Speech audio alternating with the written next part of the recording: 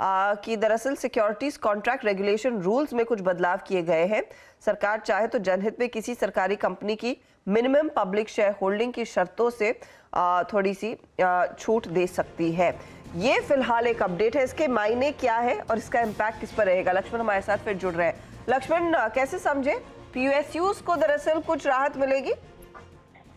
दरअसल यहाँ पे बिल्कुल सीधा सा कहें तो एलआईसी, एक एग्जांपल मैं आपको दे रहा हूँ, जहाँ पे सरकार ने हाल ही में हिस्सेदारी बेची थी और उसमें भी मिनिमम पब्लिक शेयर होल्डिंग की शर्त लागू होती है, यानी मिनिमम पब्लिक शेयर होल्डिंग आपको यहाँ पे 25% होना चाहिए।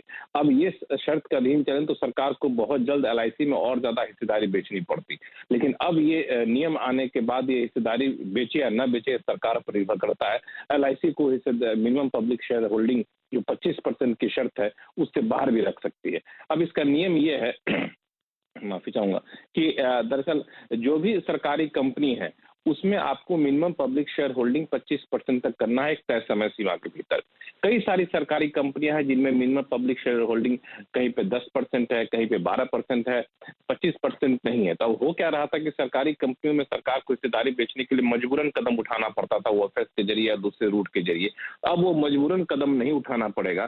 सरकार अपने हिसाब से और जनहित को देखते हुए चाहे तो मिनिमम पब्लिक शेयर होल्डिंग के अधीन उस नियम का पालन करते हुए सरकारी कंपनियों में हिस्सेदारी बेच सकती है और चाहे तो नहीं बेच सकती है। और इसके लिए सरकार ने नियम में बदलाव करने का फैसला लिया है और इसका नोटिफिकेशन जारी कर दिया गया, जिसके तहत सिक्योरिटीज कॉन्ट्रैक्ट रेगुलेशन रूल्स 1957 के रूल 9 में यहाँ पे सरकार ने बदलाव किया है। और कई सारी कंपनियां जैसे कि यूनियन बैंक, हमारी रिसर्च टीम ने भेजा, यूनियन बैंक में 83% है, पंजाब एंड सिंध बैंक में 98% है, बैंक ऑफ महाराष्ट्र में 90% है, आईटीआई में 90% है।